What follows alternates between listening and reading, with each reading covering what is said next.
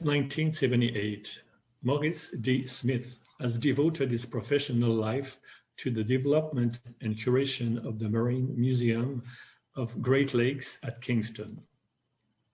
In his earlier life, he served in sail on the lakes and at sea. Many of the collections, artifacts, archival, bibliographic, and pictorial are designated as Canadian cultural property. Over his career, Mr. Smith served as the president of the Ontario Museum Association, the Kingston Historical Society, and the Canadian Nautical Research Society. Mr. Smith also served as the Canadian representative on the Council of the International Congress of Maritime Museums. Throughout his long and distinguished career, Maurice strived for continued scholarship and preservation of maritime history in Canada.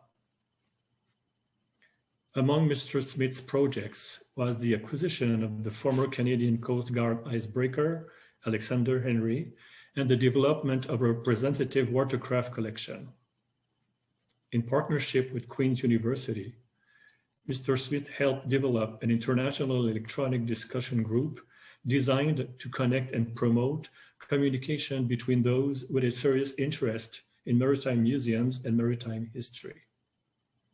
He sees the museums as a knowledge-based institution, collaborative in its operation with a remarkable board, staff, and a volunteer-led membership of over 600.